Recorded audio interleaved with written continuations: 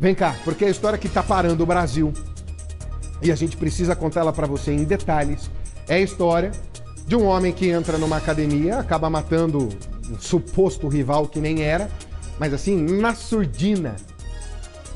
Chega e vem de forma sorrateira e dá esse monte de golpe de faca. Olha ele com a faca pra trás e dá os golpes. A esposa do homem que matou na academia compareceu à delegacia. Ela foi lá e falou espontaneamente. E ela disse o seguinte, que já teve um relacionamento com a vítima, mas isso lá atrás, quando ela estava separada. Portanto, ela não é pivô de nada e não há justificativa nenhuma para esse crime. Como em todos os outros, né? Não há justificativa para cometer crime. Balança. A esposa de Lucas Wancler Ferreira dos Santos chegou à delegacia por volta das 9 da manhã.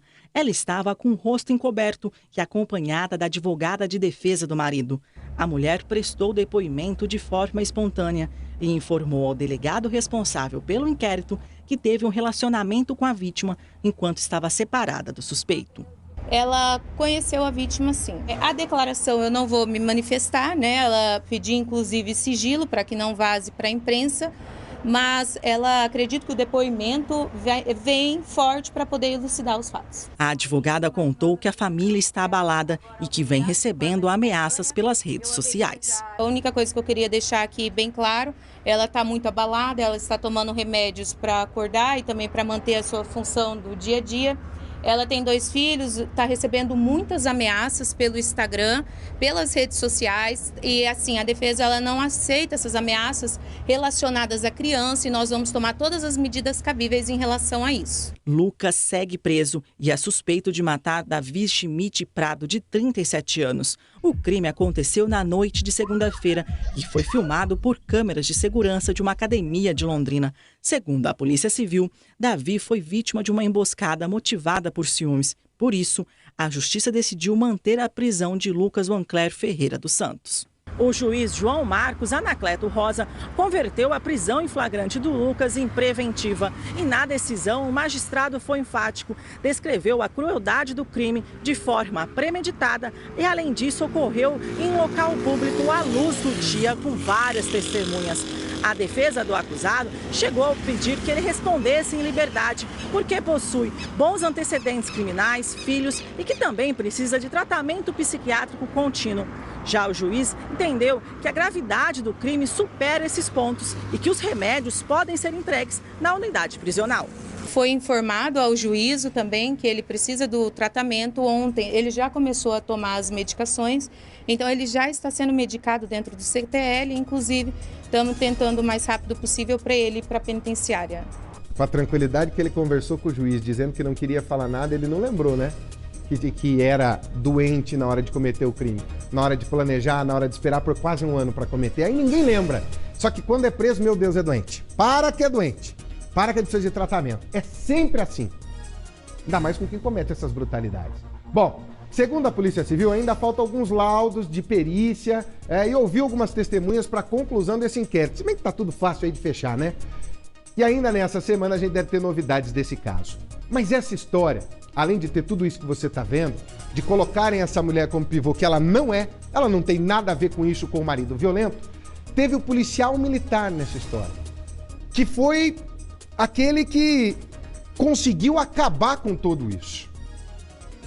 Não conseguiu salvar a vida desse homem, que foi morto, por muito pouco. Mas dentro da academia, o que esse Lucas mais poderia fazer? Ele estava fora de serviço. Só que policial é policial 24 horas por dia. O policial se chama Lucas Tiliski. É ele que rende o suspeito. Ele segura esse agressor e impede dele sair cometendo outras coisas. A ação não evitou a morte da vítima, a gente viu, mas salvou outras vidas. Se não é esse policial, quantos mais golpes de faca esse homem poderia dar em outras pessoas? Porque ele ficou ali mostrando a faca para todo mundo. As câmeras de segurança gravaram toda essa ação e você vai conhecer esse policial agora. É um exemplo para a corporação. Balança. O policial militar estava treinando quando tudo aconteceu e não pensou 2 vezes antes de agir. Infelizmente, ele não conseguiu evitar a morte da vítima, mas rendeu o agressor, que foi preso em flagrante. Em depoimento à RIC Record, ele conta como tudo aconteceu. No momento ali que eu percebi que que o rapaz estava sanguentado, eu já fui para frente da academia para ver o cenário que estava acontecendo, né? Porque ele só chama ambulância, me ajuda, e não dava mais detalhe o que tinha acontecido. E na hora que o autor ele saiu, que eu vi a faca do autor, e eu saquei a arma, joguei meu celular no chão. Na hora que o autor viu eu sacando a arma, ele jogou a faca no chão. Foi nesse momento que daí foi de abordagem para ele foi ao chão daí. Nestas situações, a agilidade de raciocínio e de ação da polícia é fundamental. O policial militar, o agente de segurança, ele é instruído a sempre fazer frente às ameaças, tendo condições, ou seja, a sua força, os seus instrumentos, as suas armas têm que ser superiores à de quem está fazendo essa ameaça. Ali no vídeo a gente observa que ele dá uma recuada, ele analisa a situação e vendo que tem condições de fazer o enfrentamento, ele saca a sua arma e vai então fazer ali frente àquela ameaça, agindo não somente em legítima defesa, mas em legítima defesa de outrem, que seria aquele homem que estava sendo esfaqueado e poderia levar mais facadas ainda se não fosse a intervenção do policial militar. Casos recentes em Londrina mostram que os agentes de segurança, mesmo em dias de folga, estão preparados para agir, colocando em prática técnicas que podem salvar vidas ou evitar tragédias ainda maiores. O cabo Carraro passou por uma situação parecida. Ele estava de folga e foi obrigado a agir para defender uma colega de um agressor. Tudo aconteceu em um domingo, em plena luz do dia. É questão de segundos a gente tem que tomar essa decisão. E o intuito nosso é sanar a injusta agressão que está ocorrendo naquele momento, né? Eu visualizei que tinham diversas pessoas atrás do agressor e se eu efetuasse disparos ali poderia atingir tanto ele, resvalar nele e ricochetear e atingir outra pessoa, transfixiando ele e atingir outra pessoa, ou o tiro ir diretamente, eu errasse um tiro ali e acertar uma pessoa que estava atrás. Então a gente opta para dar o início na tentativa de sanar essa injusta agressão do uso progressivo e moderado da força. Em todas essas situações, além do preparo técnico, também é necessário ter frieza.